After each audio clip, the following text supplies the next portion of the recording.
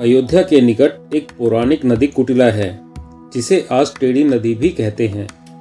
उसके तट पर एक भक्त परिवार रहता था। उनकी एक सरस्वती नाम की बालिका थी। वे लोग नित्य श्री राम जी के दर्शन करने अयोध्या जाते थे। सरस्वती का कोई सगा भाई नहीं था, केवल एक मुसेरा भाई ही था। वह जब भी श्री रघुनाथ जी का दर्शन करने जाती, उसके मन में यही भाव आता कि रघुनाथ जी मेरे अपने भाई ही हैं। एक बार रक्षाबंधन पर सरस्वती ने सुंदर राखी बनाई और मंदिर लेकर गई। पुजारी जी ने छोटी सी सरस्वती को गोद में उठाकर प्रभु को राखी बांध दी।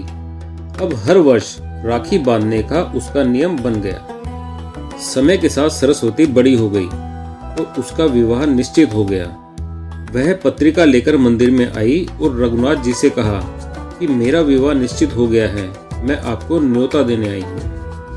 सरस्वती ने पुजारी जी को पत्रिका देकर कहा कि मैंने चारों भाइयों से कह दिया है, आप पत्रिका रघुनाथ जी के पास रख दो और आप भी कह दो कि चारों भाइयों को विवाह में आना ही है। ऐसा कहकर वह अपने घर चली गई। विवाह का दिन आया। अवध में एक रस्म होती है कि विवाह में भाई आकर बहन को चुनरी ओढ़ाता है और कुछ वस्तुएं भेंट देता है।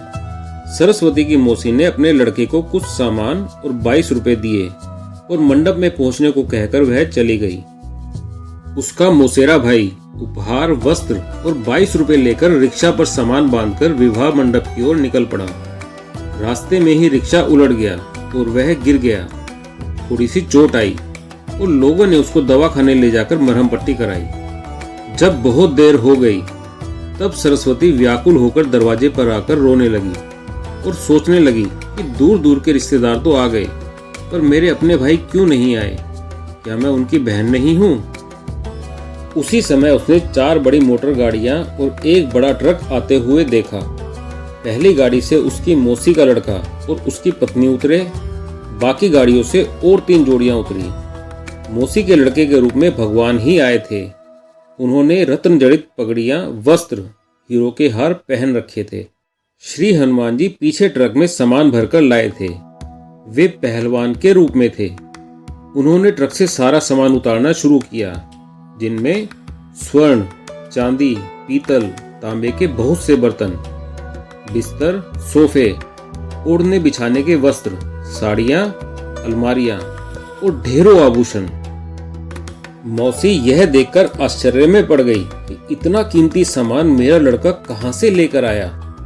चारों भाइयों का तेज और सुंदरता देखकर सरस्वती समझ गई कि यह चारों मेरे भाई ही हैं। सरस्वती के आनंद का ठिकाना न रहा और उसका रोना बंद हो गया। रघुनाथ जी ने सरस्वती को इशारे से भेद गुप्त रखने को कहा। उनका रूप इतना मनोहर था कि सब मंत्रमुग्ध रह गए। सरस्वती का अचानक रोने से हंसने और नाचने तक का बदलाव सभी को हैरान कर रहा था। जब तक उसकी विदाई नहीं हुई तब तक चारों भाई उसके साथ ही रहे।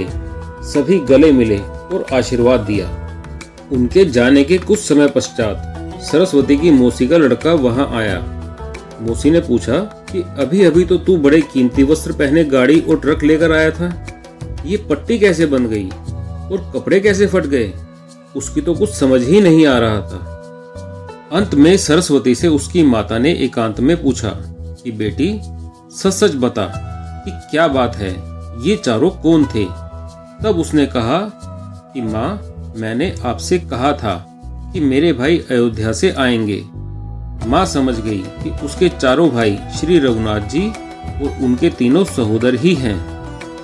माँ जान गई कि श्री अयोध्यानाथ ही अपनी बहन के प्रेम में बंधकर इतने उपहार, आभूषण और वस्तुएं दे गए कि नगर के बड़े बड़े सेठ नवाबों के पास भी नहीं थे। भगवान ने अपनी बहन का प्यार स्वीकार कर उसके जीवन को खुशियों से भर दिया। ये कहानी हमें सिखाती है कि प्रेम का रिश्ता आत्मा से जुड़ा होता है। अगर आपको हमारी यह प्रस्तुति अच्छी लगी हो तो कृपया वीडियो को लाइक करें, चैनल को सब्सक्राइब करें। जय श्री राम।